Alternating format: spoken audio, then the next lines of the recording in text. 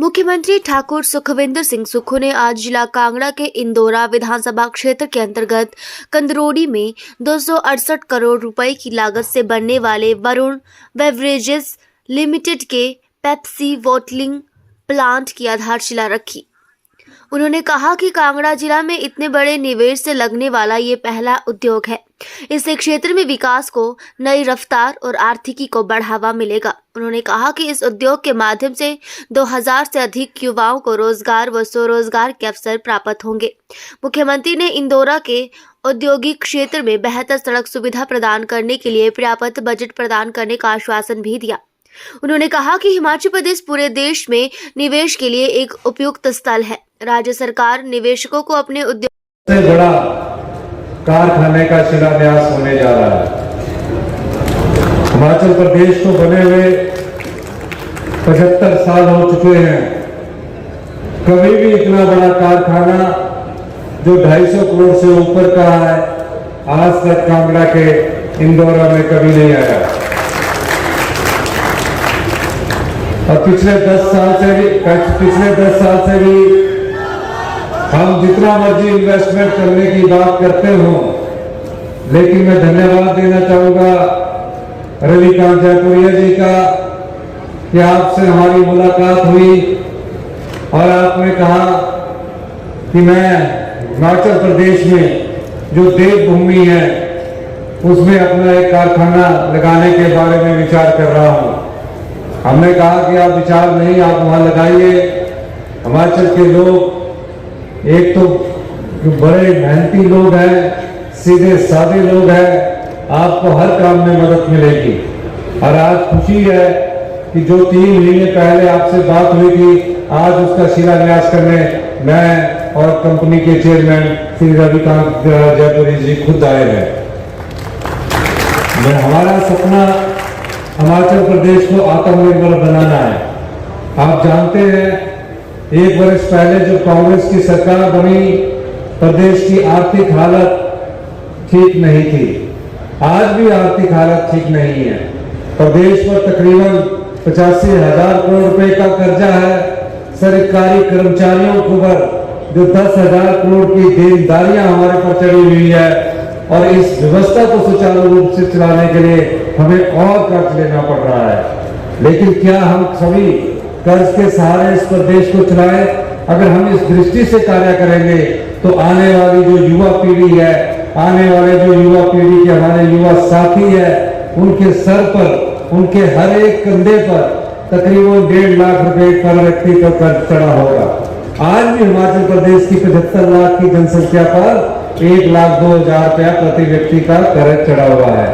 अब इस कर्ज के बोझ से कैसे मुक्ति दिलानी है? हमने कहा औद्योगिक घराने जो है उनको तुरंत बनाया जाए और जो रोजगार दे सके, जो हमारी जो अर्थव्यवस्था उसको मजबूती दे सके, इस दृष्टि से हमने औद्योगिक नीति में परिवर्तन करने की ठानी है। और आने वाले समय में हम ओपन इन्वेस्टमेंट करवाने के लिए नीति बनाने के लिए हमें अभी एक योजना लेकर आ रहे हैं। मैं हर्षवर्धन चौहान जी का भी धन्यवाद करना चाहूंगा कि दिन प्रतिदिन हम उद्योगों को बढ़ाने के लिए परिवर्तन कर रहे हैं। क्यों कर रहे हैं? क्योंकि युवा जो है, जो बेरोजगारी की चपेट में आकर आज आए दिन किसी ना किसी नशे में पड़ता जा रहा है, उसको किसी ना किसी रूप से रोजगार के अवसर मिले। इस दृष्टि से आज इंदौरा विधानसभा क्षेत्र में जो ये शिलान्यास होने जा रहा है, इसमें तकरीबन 2000 लोगों को डायरेक्ट और इनडायरेक्ट रूप में रोजगार मिलेगा। इस क्षेत्र में ये अभी एक कारखाना आया है। आने वाले समय में और भी कारखाने यहाँ आने की संभावना है। लेकिन मैं धन्यवाद इसलिए भी करना चाहूंगा कि जयपुरिया जी ने कहा कि हम यहाँ एक स्किल का भी सेंटर खोलना चाहते हैं। हमारे पूरे हिंदुस्तान में, पूरे विश्व में कई रेस्टोरेंट्स है, हम उनको स्किल की ट्रेनिंग देंगे और उनको जो इस इंस्टीट्यूशन से निकलेगा उसको जॉब की भी गारंटी होगी। इसके लिए भी मैं आपका धन्यवाद करना चाहता हूँ, क्योंकि अभी राजनीतिक बात करने का समय नहीं है और किसी पर टीका टिप्पणी करने का समय भी नहीं है। मैं जल्दी इंदौरा विधानसभा क्षेत्र का दौरा करूंगा, आपसे कुछ चर्चा करेंगे, लेकिन हम ये इतना कहना चाहते हैं अपने इंदौरा की जनता को कि जो आपने विधायक यहाँ से चुनकर भेजा है हमेशा आपके दर्द को जानता है और हमेशा आपकी जो पीड़ा है उसको लेकर हमारे पास आते रहते हैं। और निश्चित रूप से इस जब हमारा विंटर वेकेशन होगा तो मैं कांगड़ा का पूरा जिले का दौरा करूंगा। मैं सिर्फ इतना कहना चाहता हूं कि हमें आप लोगों का प्यार चाहिए।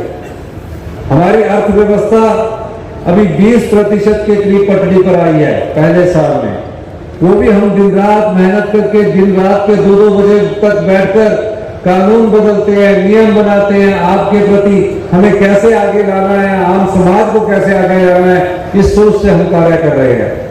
हमारा विश्वास है कि 2027 तक हम अपनी अर्थव्यवस्था को पटड़ी पर लाएंगे और 2032 तक हिमाचल प्रदेश को हिंदुस्तान का सबसे समृद्धशाली और अमीर राज्य बनाएंगे। इस दृष्टि से हमारी सरकार कार्य कर रही है। अभी हम जल्दी ही युवाओं के लिए एक स्टार्टअप योजना लेकर आ रहे हैं। ई टैक्सी की स्टार्टअप योजना हमारी शुरुआत शुरू हो चुकी है। सोलर के रूप में हम एक स्टार्टअप योजना आपके पास लेकर आ रहे हैं और जो अगला बजट है उसमें प्राकृतिक खेती पर हम अपनी एक योजना लेके आ रहे हैं कि कैसे किसान की आय दुगनी होगी, उसकी सोच भी हमारे अगले बजट में दिखेगी। जैसे कि पिछले बजट में हमने हिमाचल प्रदेश को ग्रीन स्टेट के रूप में विकसित करने की बात कही है। आने वाले समय में हम किसान के लिए जो योजना लेकर आएंगे उससे किसान की आय भी अच्छी होगी और प्राकृतिक खेती की तरह जिस तरफ से हमारा ध्यान भटका है उस दिशा से भी हमारे लोग उसमें कार्य करेंगे। मैं अंत में इतना ही कहते हुए कि आप सब लोगों का प्यार इस विधानसभा क्षेत्र से महेंद्र राजन जी को मिला है, इस प्यार को आप बनाए रखें और आने वाले समय में जो महेंद्र राजन जी ने कहा है कि 2 पुल है जिसमें एक सड़क है जो उसमें 2 पुल है, उसके लिए बजट का जो प्रावधान होगा आने वाले बजट में उस प्रावधान को कर दिया जाएगा। ये घोषणा मैं यहाँ नहीं करना चाहता था क्योंकि यहाँ तो कारखाने का शिलान्यास है। जब मैं आऊंगा तो और घोषणाएं भी आपके साथ करेंगे। इन्हीं शब्दों के साथ आपका बहुत बहुत धन्यवाद। जय हिंद, जय भारत।